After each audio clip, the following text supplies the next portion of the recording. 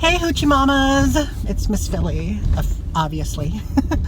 Okay, so I wanted to talk today about selling Michael Kors factory outlet bags for a profit where you live. I don't know if that works for the United States, but for me, where I live in Canada, sorry for the shakiness, it seems to be working fine and really, really well, actually.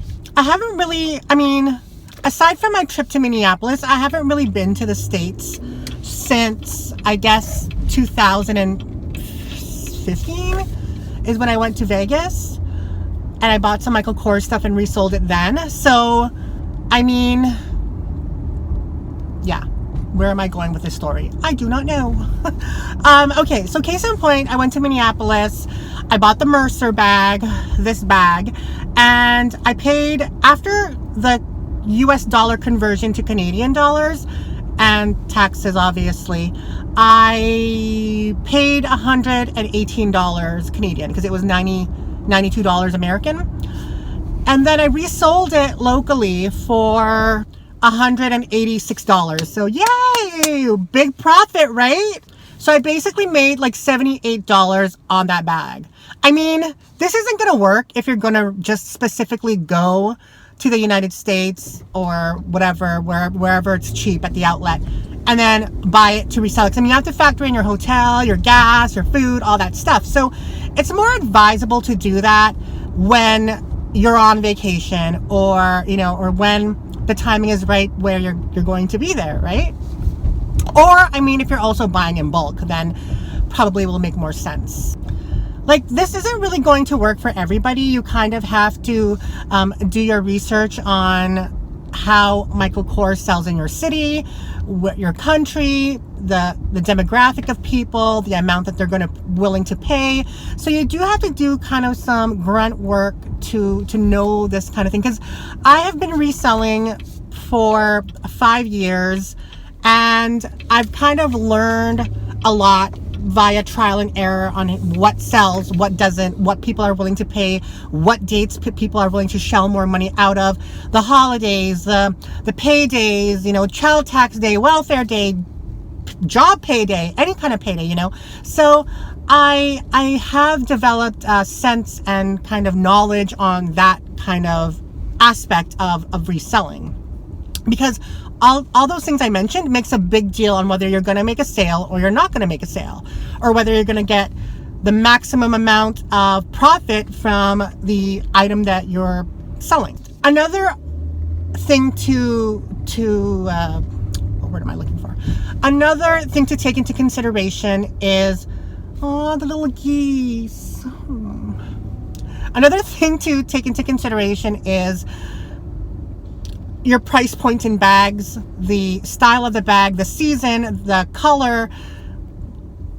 Take all that into consideration as well, because something that you like isn't necessarily going to sell. Something you don't like might necessarily sell, if you know what I mean. Okay, guys, so what was we talking about? Sorry, I had to pick someone up. Okay, so we were talking about Michael Kors, reselling it locally to make a profit and money. While I was at the Michael Kors outlet, there was this guy there that was clearly a reseller. Like, he was probably from like some either small town in Canada or small town in America where they don't have a Michael Kors. And there's plenty of towns out there that don't have these brands, but people want to get these brands. And in that case, this would work so much more better for you. Like, I'm a big city. We have like 1 million people in my city. So it's small, but it's not like small. So if you're like from a smaller town with like less people, but they fashion forward. There's towns out there that don't give a flying about Michael Kors or any kind of designers, really. They're perfectly fine with their Target bag or their Guess bag or, their bag from Walmart. And there's nothing wrong with that. But, some people like the fun of things and laugh, So we have to cater to that. From my experience, it's really best to stick to the neutrals when it comes to the kind of product that you're getting. The blacks, the browns, the beiges. White can sometimes be iffy, but, who doesn't like a white bag? But yeah, I was just talking about that guy. There was this guy who was there at the Michael Kors outlet, and he was like dressed in a suit. He was like carrying his Michael Kors like men's messenger, and he was just like, he had like a paper and a a clipboard, and he was telling the lady exactly what he wanted to get from the store. And you could tell just by that he was a reseller and from probably a small city. I think I overheard him purchasing about 30 bags. 30 bags. I mean, 30 times, let's say $100 a bag, give or take. He's basically paying $1,000 plus taxes or whatever for the bags, and he's probably going to double his money on each of them minimum, you know, depending on the time that he sells it, the amount that he sells it for. I mean, he could easily double his money for each of the bags. So he turns his $3,000 into $6,000 to $7,000. I mean, not every bag is gonna be doubled in money. I mean, if he's willing to sit on them, he could probably even more than double his money. And the thing about Michael Kors outlet is not only do they have outlet bags, but they also have boutique bags at outlet prices that did not sell the first time around. Like the Mercer that I purchased, like that wasn't a outlet bag, that was his studio line. So I find that the best outlets, I mean, I really liked the Michael Kors outlet in Minneapolis. It was really, the selection was huge, the sales were good. I liked the outlet in Vegas and the outlet in Florida. They were really good outlets to purchase from because of their deals and their sales. Especially if you kind of work it into a holiday, then they even have better sales at the outlet. I mean, for the most part, the bags range anywhere from $98 American to, and these are like the full-size leather bags. I mean, if you're going to go with canvas or fabric, it's going to be cheaper, to maybe like $120-ish. So, I mean, the price point is amazing, especially if you're comparing it to the boutique bags that run like $298 plus tax. But even with like a 25% discount, which usually is what Michael Kors boutique sales consist of, then I mean, it's still actually a deal getting it from the outlet. I mean, you can also purchase outlet bags for outlet prices and outlet quality, but to the discerning buyer who isn't really completely bag crazy like us, you know, they don't really care whether it's outlet or, you know, factory outlet or boutique bag. But, you know, people like me who is like handbag obsessed, and people like you, I'm assuming we all know what is a factory outlet and what is boutique bag and the quality and the difference in that. But for the most part, as long as it's Michael Kors and it's authentic, people are willing to spend money on it. Like where I live, Kate Spade is not a big seller. I mean, it does not reach the heights of a Michael Kors bag. Like a used Michael Kors bag can sell, depending on condition, style, color, and size, it can sell anywhere between $80 to $100 and actually more. It could go up to $220, like $220, a used Michael Kors bag, depending on size, style, color, and, you know, material. The most amount of money I've ever gotten for a Michael Kors bag was okay, I'm not going to include that because that's the Michael Kors collection. We're not going to include that. It was the Michael Kors Selma white studded crossbody large bag. That's a huge mouthful. I purchased that at Plato's Closet for $120. I resold it for $220. So I mean, I got a huge amount for that bag, and it was white, it was leather, it was crossbody, it was top handle, it was large, it was zip top, it was Saffiano leather, and I think all that combined, also close to Christmas time, I got the maximum amount of profit from that bag. The best times to sell your items, it's not only just Michael Kors bags, but the best time to sell your items is in Canada, or where I'm from, Child Tax Day. Child Tax Day means it's the time of the month where you get your money for your kids. I mean, people can do whatever they want their money. I mean, it's for your kids, but I mean, people spend it on whatever they want. It's really for the parents, but it's called Child Tax Day. Anyway, Child Tax Day, which is the 18th of the month to like between the 15th to the 20th, is a prime period of when you want to sell. For me anyway, locally, because we have a child tax day every month. I don't know what kind of government check days people get in other parts of the country and the world, but I know there's also welfare day. There's also the time where people get paid.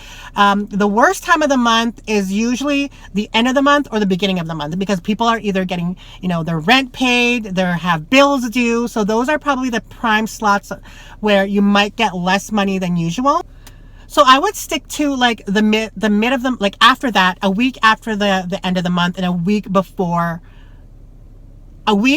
after the beginning of the month, and a week before the end of the month, because that's when people are getting their pay, you know, their shit together, their bills together, their payments together. I have my notebook here.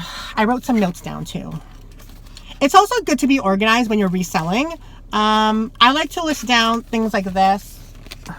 You know, I write down over here the profits, the item, the cost. So I'm really kind of organized that way. Okay, I also want to make it a point. You need to figure out what works for you. What works for me might not necessarily work for you, because obviously everyone is different and everybody is in different locations. I mean, people who are in my location too, what I do might not work for you, basically. You kind of have to find your niche, whether it's purses, whether it's electronics, whether it's bags or accessories. Like for me, what works for me is bags and accessories. Mostly bags though. They're pretty much the bread and butter when it comes to reselling for me. I've tried clothing, I've tried electronics, I've tried knickknacks, and only the odds here and there things that sell. Like for some people, Lululemon sells crazy amounts. For me, it doesn't. Like I've tried local, I've tried eBay, I've tried Depop, I've tried everything, and just Lululemon doesn't seem to sell for me. I mean, it sells, but not at the profit margin that other people are getting. I don't know if it's the amount I'm paying for it. Maybe that's why, because I do pay a little bit higher than what other people I know are paying. The price of the item when you're sourcing is a huge deal. I mean, I know people who go to the bins, people who go to Goodwill on dollar days, you know, 50% off at Savers and Valley Village.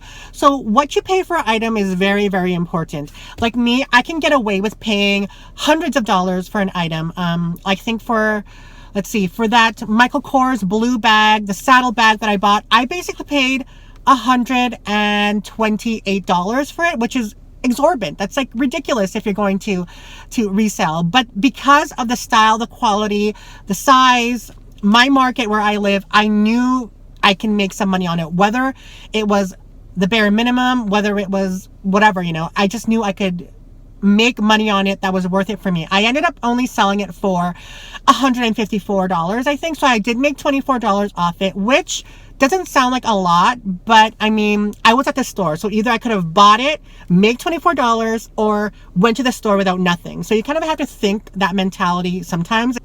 It's not going to the store and finding something for a little money. It's going to the store and making a profit. $24 is $24 regardless. I mean, like I said, I could have walked out with nothing, but I walked out with $24. But the bottom line is you really have to inform yourself. You really have to know and educate yourself when it comes to reselling. You have to know your market. You have to know your items. You have to, you start out, you might start out failing, basically. You might start out losing money. But I mean, once you get into the groove of things, you know, the groove of things, get into the groove, you will slowly and steadily start to build and start getting into the black rather into the red. Like for me, the first 2 years of reselling was a hit and miss. I was making money, but at the same time, I was gathering so much inventory that just wasn't selling. And then I had collected about 2 years worth of inventory. And after calculations and everything that I had purchased, I probably lost about $800 for the first 2 years. Because I just kept sourcing. I relied on what people said sold. And you can't rely on what people tell you on YouTube or online, what sells for them. You really have to figure out what sells for you and where you live, because that's the key. That's the most important thing. I can tell you that Michael Kors sells, but maybe in your town it doesn't. The only exception to that rule is if you find something very inexpensive and it's a brand name and it's something that just common sense would sell. Like if you find a Michael Kors bag for $10 or less, grab that shit. I don't care if it's broke. I don't care if it's broke. You know, I don't care if there's a stain. Grab that shit. Seriously, there are exceptions to the rule. If you pay like super low, $1 per item, $5 per item on a designer bag, then yes, you will make your money regardless.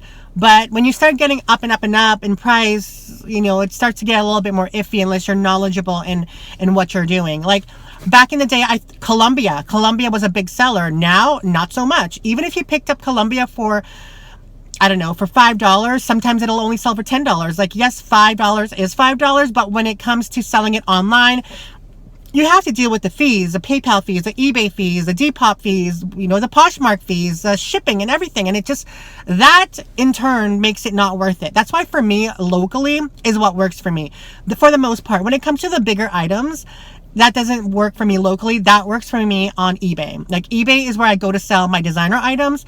That's like the high-end designer items, the Chanel, the Celine, the Louis Vuitton, the Burberry, you know, the harder to sell locally items, because I find locally, like for me, there are luxury lovers, but they're more contemporary design lovers of Coach, of Louis Vuitton, Coach, not Louis Vuitton, Coach, Tory Burch, Michael Kors. Like most of the people in my city, those are the brands that they are attracted to. Like for the masses, not, you know, generally speaking. For the past 4 years, the time of year that works the best for me when it comes to reselling has to be hands down the holidays.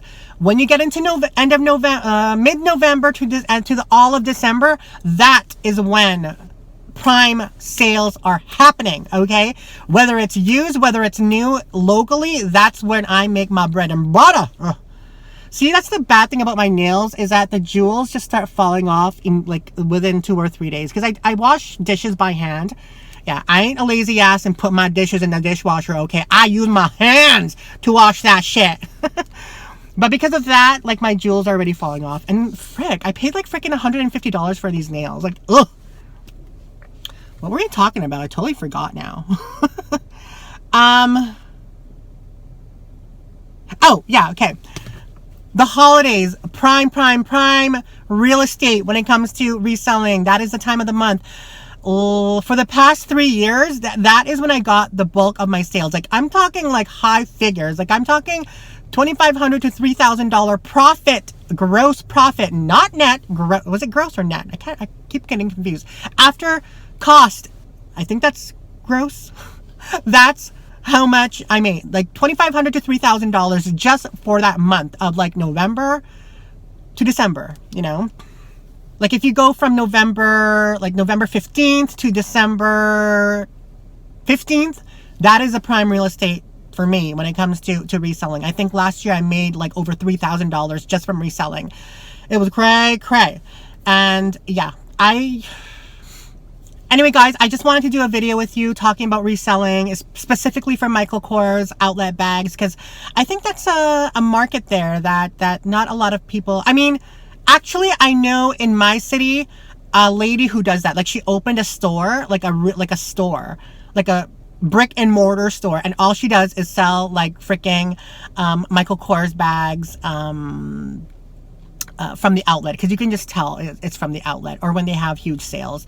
She had, but the thing is, like, she is selling her bags for almost close to retail, which I guess kind of makes sense for her because she's a brick and mortar store, but she also allows payments. So you can go in there with, I don't know how exactly it works, but she allows like a 6 payments, so bi-weekly payments for the bag. So I don't know, it might work for her. We'll see. It might fail. It might work. Good luck to her. But you know, I prefer to just do it privately, like not be an actual store, because I think that's just, you just have way too much overhead. You have the cost of rent, the space, the utilities, you know, and your employees. It just adds up, and then you just don't make a profit. When you do it online, all the money goes to you, you know. So yeah, I just wanted to talk about that. I think that if I go again to the United States and visit an outlet, I will buy more bags, because I only bought one Michael Kors bag, and that sold like that. Yeah, I was anticipating that it wouldn't. Like, I posted it online on like Craigslist type sites, and it didn't sell because I had it super high. I had it like at $220. I think I started the price, and a lot of low ballers who offered like $150, who offered $160, and I was like, no, I think I can get more. And I held out. I posted it on a Facebook online group, and and it sold for $186. So I'm happy with that. I should have bought actually a few more Michael Kors. I wanted to kind of diversify my portfolio and go with Kate Spade, but honestly, Kate Spade is not a big seller in my city. I mean, it is if you get it for a good price, but if you're paying anything over $50 for Kate Spade, you're not going to make a lot of money locally, in my opinion. From my experience anyway, whether it's used, whether it's new, it's kind of all the same when it comes to Kate Spade. I think it's Michael Kors. Michael Kors and Coach is what really sells in my city. Like, I sold this Coach bag. I sold this Coach bag for $111. $111. I paid $68. So that was a good profit on this bag as well. I made the mistake of not going to Coach, the outlet. I was focused on Michael Kors and Kate Spade. So that was kind of a mistake on my point. I should have been more knowledgeable in that. But because I let my feelings and experiences and preference dictated what I thought would sell. And, you know, because I like Kate Spade and their styles, I thought in my head everybody else will, but that's not how it works. Like for me, I never would pick up totes, like tote bags, because in my mind, I don't use a tote bag. Why is anybody else going to use a tote bag? But no, tote bags are huge sellers too. Like those Michael Kors tote bags, the Jet Set totes, those sell for really good money. If you can pick it up, well, for me, if I can pick it up for less than $80 or even $80, I could resell that for $100 to $120. So, you know, if anything less than 80, I wouldn't even question it. I would pick it up. Anyway, guys, that's it for this video. I just wanted to talk to you about reselling and Michael Kors outlet and the availability of making money from that. I think honestly, if you have a Michael Kors outlet in your own city, then it's not going to work for you. This really works for people who are either in Canada or are from like smaller cities. I think that's who this would work for. Because we have an outlet here, but the prices are for full leather bags are still close to $200. Like, I think the cheapest one is probably $180, and then you're going to pay tax on top of that. So you're going to hit close to $200 anyway. So it's not like the same prices as it is in the US. In the US, they're marked between $80 to $100 to $120. And depending on the conversion rate and the amount and the taxes and the sale going on, if you hit it at the right time, it's going to be in your benefit. Anyway, that's the end of this video. And this is Miss Philly. Please like and subscribe. That would help. I just hit 4,000 subscribers, so I'm so grateful and happy. I hope that you're all doing well, and I will see you in my next video. Bye.